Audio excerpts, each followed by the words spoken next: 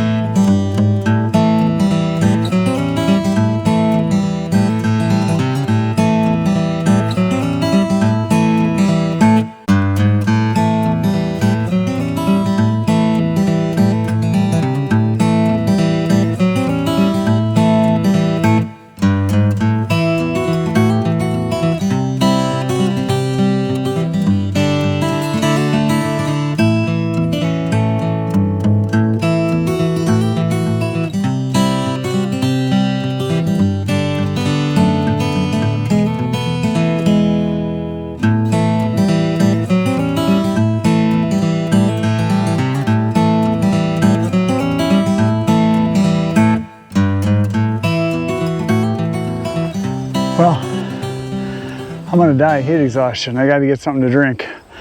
I have two containers there. One's a 64 ounce, one's a 32. They're empty.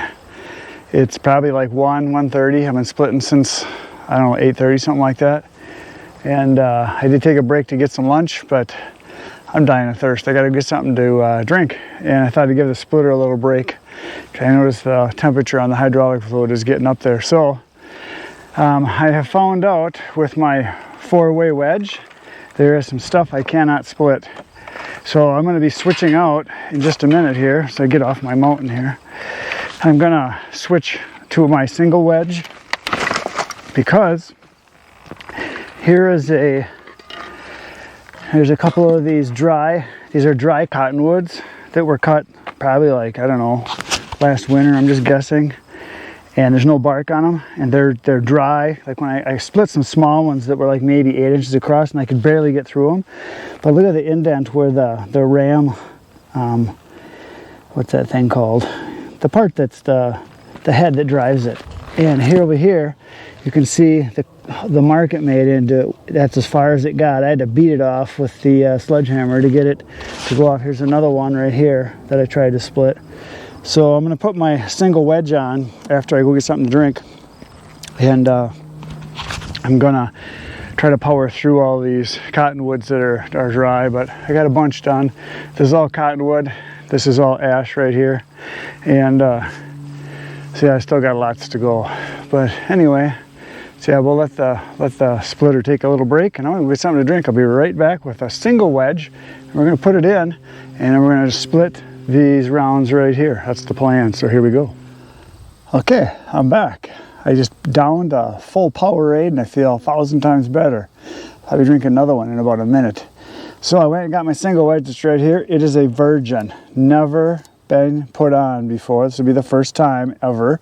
So all we got to do is pull this out, and I did is I put a block of wood underneath the four-way there so it doesn't drop down on me, but I got to pull the pin from the other side. So I'll see if I can set the camera here. I don't know if this is going to work, if you can see from down this low, but we'll give it a try. Let's see if this works. If I can get under there. Ooh.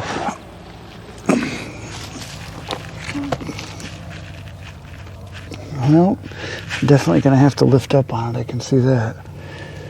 So I got to climb over to the other side because I can't pull from over here. So I'll just crawl over here.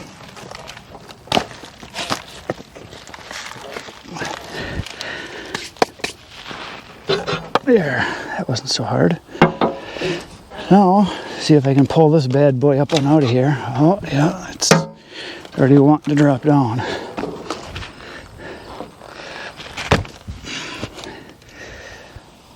So, there she be. See if I can get my little tripod to stay here without falling off.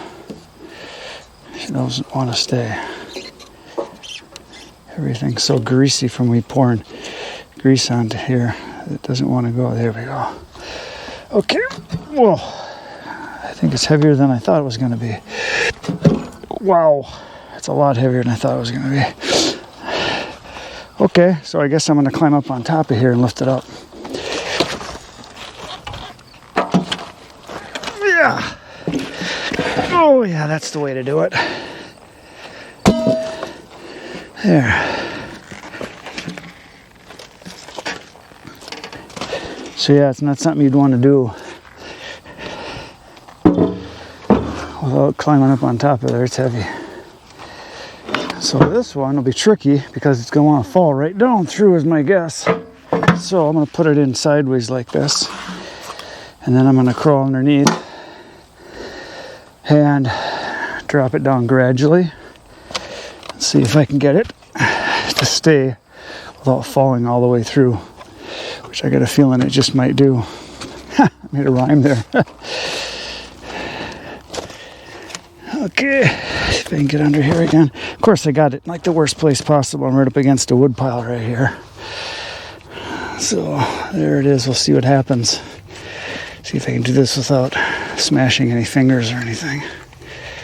I think you guys can kind of see from there. It looks like you should be able to. Okay. So now the trick is going to be to lower it down and slide the pin in at the same time. And I got to be able to reach all the way around. So, yeah, that's going to be hard.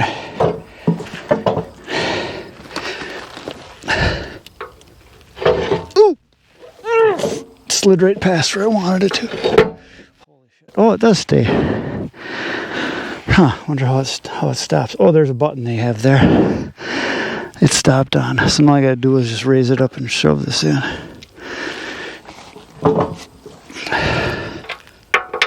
There we go. No problemo.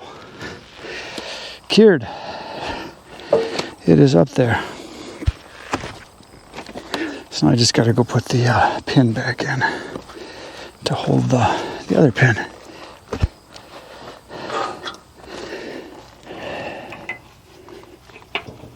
There we go.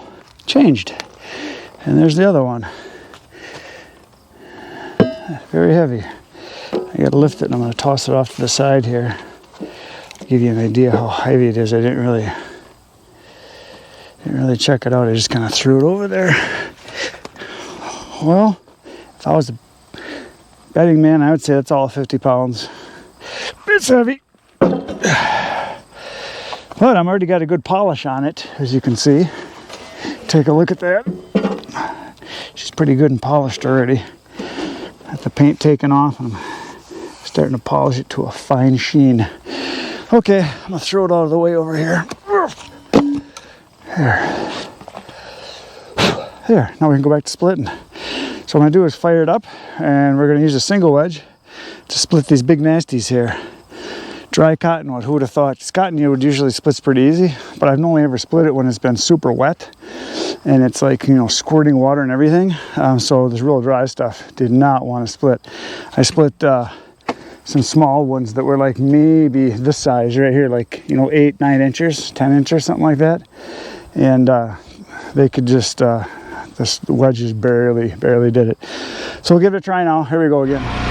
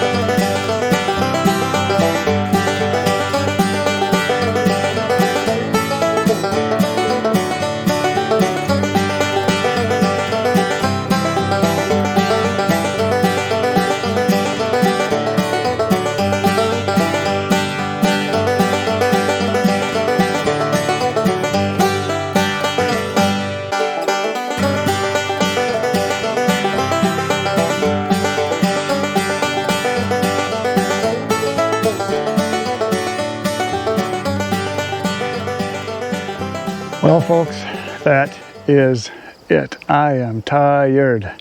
I got here at 8 o'clock this morning, and it's about 10 to 8 right now because the sun is setting as we speak, and it sets right around 8:10, somewhere in there. So I think I'm gonna have to quit for the day. I got a lot done. I got everything from over there all the way across here, this whole pile here, and then the ash over there. So all that's left is this little bit here. This is cottonwood, and I think this whole pile here is almost all ash with a little bit of cherry in it. So I did get a lot done. The single wedge worked really good.